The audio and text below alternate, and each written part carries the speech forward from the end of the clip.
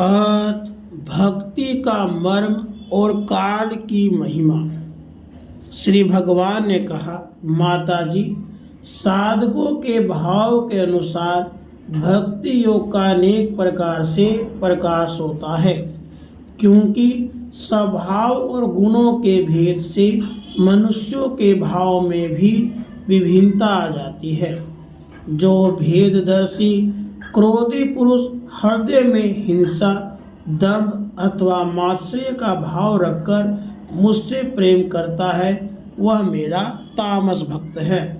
जो पुरुष विषय, यश और ऐश्वर्य की कामना से प्रतिमा आदि में मेरा भेदभाव से पूजन करता है, वह राजस भक्त है। जो व्यक्ति पापों का सह करने के लिए, परमात्मा को अर्पण करने के लिए और पूजन करना मेरा कर्तव्य है, इस बुद्धि से मेरा भेदभाव से पूजन करता है, वह सात्विक भक्त है।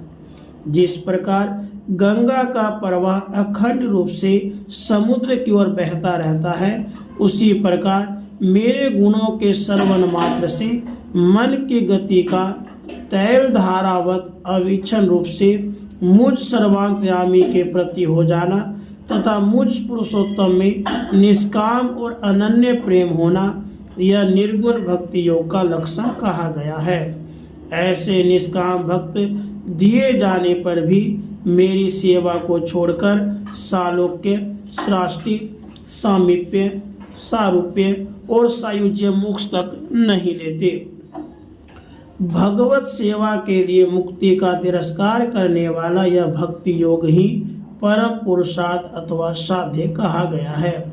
इसके द्वारा पुरुष तीनों गुणों को लांघकर मेरे भाव को, मेरे प्रेम रूप अप्राकृत स्वरूप को प्राप्त हो जाता है।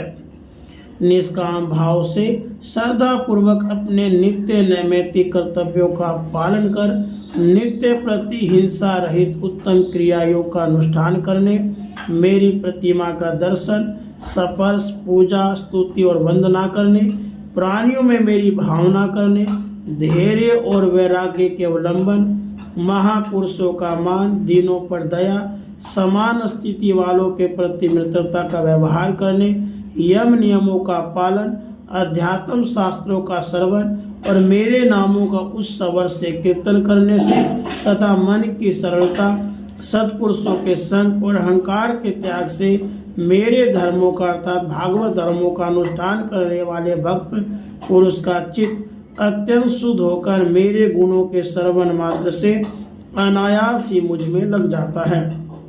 जिस प्रकार वायु के द्वारा उड़कर जाने वाला गंध अपने आश्रय पुष्प से घ्राण इंद्रिय तक पहुंच जाता है, उसी प्रकार भक्ति योग में तत्पर और राग द्वेष आदि विकारों से शून्य चित्त परमात्मा को प्राप्त कर लेता है। राधे कृष्ण।